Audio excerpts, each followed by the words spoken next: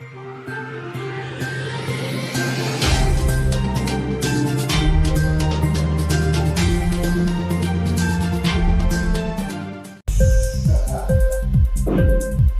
TV prime time news కి స్వాగతం.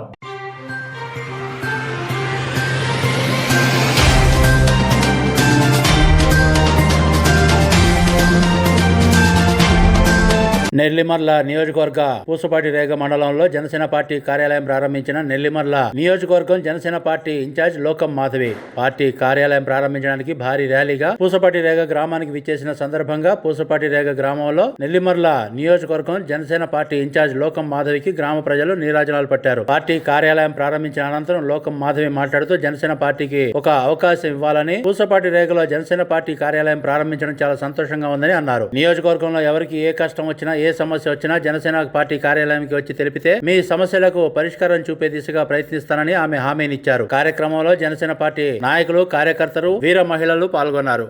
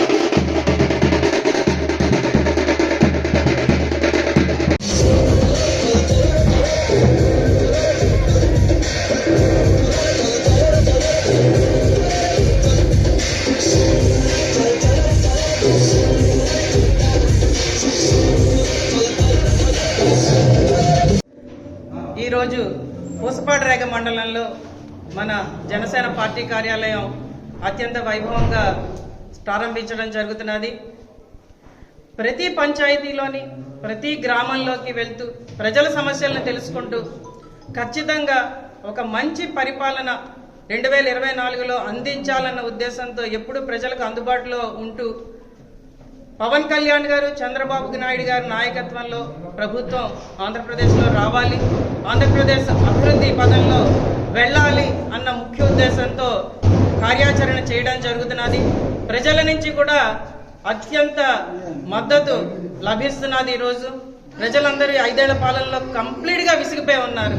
జనసేన జెండా పట్టుకుంటే వాళ్ళకి పథకాలు తీసేస్తాం, టీడీపీ జెండా పట్టుకుంటే పథకాలు తీసేస్తాం, లేకపోతే వాళ్ళకి రెవెన్యూ సమస్యలను సృష్టిస్తాం, లేకపోతే వాళ్ళ మీద బైండ్ ఓవర్ కేసులు పెడతాం. ఇది ఈరోజు పరిపాలన. కక్షపూరిత రాజకీయాలకి స్వస్తి చెప్తూ ప్రజాస్వామ్యాన్ని మళ్ళీ పునరుద్ధరించేటట్లు చేయడమే లక్ష్యంగా ఈరోజు నేను ప్రజా సేవకురాలుగా నాయకత్వం తీసుకుంటూ ప్రజల మధ్య మమేకం అవుతూ ప్రజలకు భరోసా ఇవ్వడం జరుగుతున్నది. 2024 నుంచి వచ్చేది రామపాలన, శ్రీరాముడి అయోధ్యలో శ్రీరాముడి పట్టాభిషేకం కూడా రేపు జరుగుతున్నది. అంతా శుభమే జరుగుతుందని కోరుకుంటూ ఇంకొకటి నెల్లిమర్ల నియోజకవర్గ ప్రజలందరికీ పిలుపునివ్వడం జరుగుతున్నది. రేపు అయోధ్య రాముడి విగ్రహ ప్రతిష్ఠ సందర్భంగా ప్రతి ఒక్కళ్ళు కూడా 108 సార్లు ఓం శ్రీరామ రాసి కనీసం 1,000,000 నామాలతో రాముడిని ప్రార్థించుకుంటూ అవన్నీ కూడా అయోధ్యకి పంపడం జరుగుతుందని ప్రజలందరికీ ఈరోజు మీడియా ముఖంగా తెలియజేయడం అవుతున్నది.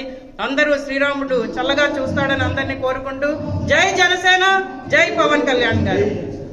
దోచుకోవడమే, రాయి వదలట్లేదు, రప్ప వదలట్లేదు, భూమి సెంటు భూమి వదలట్లేదు.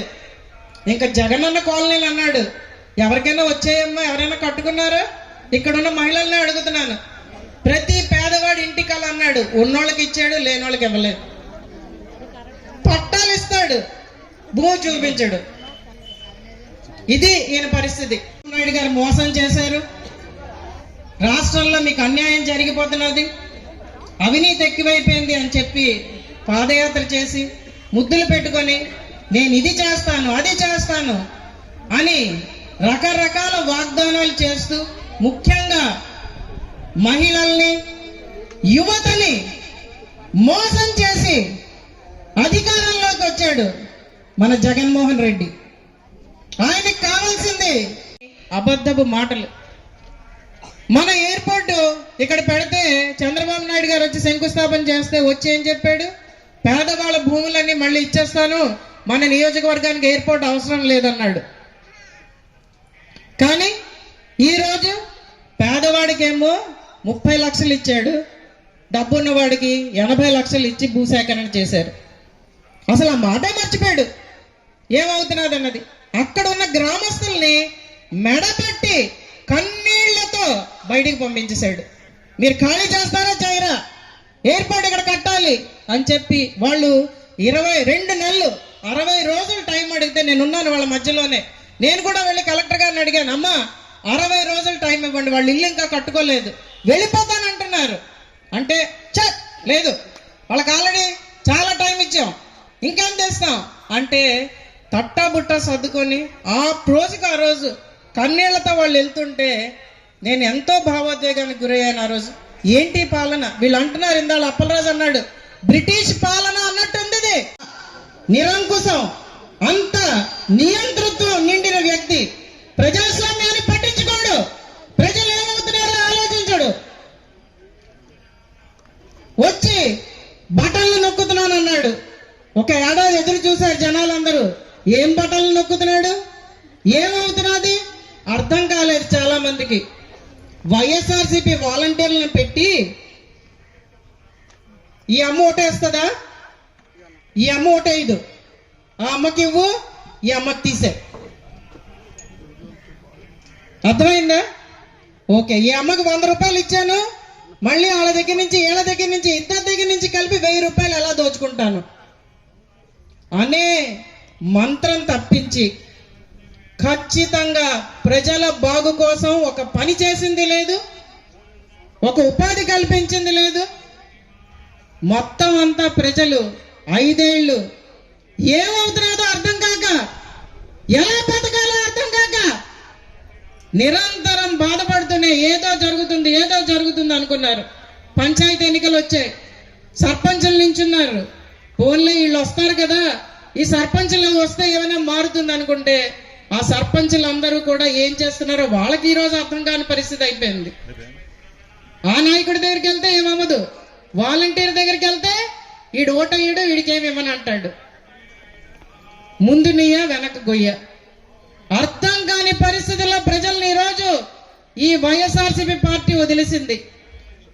ప్రభుత్వం వచ్చింది అంటే ప్రజల్ని ఒకే కంటితో పాలించాలి, ప్రజలకు న్యాయం జరిగేటట్టు చూడాలి. అంతేకాని ఈ ద్వంద్వ వైఖరి అన్నది ఖచ్చితంగా మంచిది కాదు. మన నాయకులు మాట్లాడుతున్నప్పుడు ఆయన స్టేజ్లు ఉన్నాయి కదా, మైక్ దొరికింది కదా అని చెప్పి మద్యపాన నిషేధం అన్నాడు. ప్రతి మహిళ చాలా సంతోషించారు. ఎందుకంటే ఈరోజు సాయంత్రం అయ్యేసరికి అలిసిపై మందు తాగితే గాని మన వాళ్ళు ఉండట్లేదు. దానివల్ల మన ఆస్తికి నష్టం వస్తున్నది, మనం సంపాదించుకున్న డబ్బులు ఎటు వెళ్తున్నాయో తెలియట్లేదు. వచ్చిన 200 రూపాయలు 300 రూపాయలు కూడా అటే వెళ్ళిపోతున్నాయి ఈరోజు. కానీ ఆయన ఏం చేశాడు, 50 రూపాయలు ఉన్న మద్యాన్ని 200 రూపాయలు చేశాడు. అంటే మీ 200 రూపాయల కూలిని పట్టుకెళ్ళిపోతున్నాడు అటువైపు. అది కాకుండా కల్తీ మద్యం అమ్మ, కల్తీ మద్యం తాగి ఎంతమంది చనిపోతున్నారో ఈ రోజు వింటుంటే కళ్ళంట నీళ్లు తిరుగుతున్నాయి. ప్రతి ఆడబిడ్డ ఈరోజు బాధపడుతున్నది. ఏమైందో కూడా అర్థం కావట్లేదు. వాళ్ళ మద్యం తాగడం వల్ల కిడ్నీలు పోతున్నాయి, లివర్ పోతున్నది, ఆరోగ్యం పాడైపోతున్నది. వాళ్ళు ఎందుకు చచ్చిపోతున్నారో కూడా ఈరోజు అర్థం కాని పరిస్థితి. పోనీ హాస్పిటల్కి పరిగెడదామంటే దగ్గరలో ఎక్కడ ఆసుపత్రి లేదు. పోనీ విశాఖపట్నమే పరిగెడదాం అనుకుంటే అక్కడ కూడా ఆరోగ్యశ్రీ బిల్లులు చెల్లించట్లేదు. మనం వెళ్తే మీరు డబ్బులు కట్టుకొని వైద్యం చేయించుకుంటారా లేకపోతే ఊరుకోండి. ఇది ఈరోజు పరిస్థితి. ఎప్పుడు మేమున్నాం, మీరు అధైర్యపడకండి అంటూ ఏ గ్రామానికి వెళ్ళినా అశేషంగా ఆదరిస్తున్న మహిళలందరికీ కూడా నా ప్రత్యేక నమస్కారం మరియు ధన్యవాదాలు. ఇంక్లాబ్ టీవీ వీడియోలు మీకు నచ్చినట్లయితే లైక్ చేయండి, షేర్ చేయండి, కమెంట్ చేయడం మర్చిపోకండి. సబ్స్క్రైబ్ చేయని వాళ్ళు వెంటనే సబ్స్క్రైబ్ చేసుకోండి. మా వీడియోలు మీరు వెంటనే చూడాలనుకుంటే కింద ఉన్న గంట సింబల్ని గట్టిగా కొట్టండి.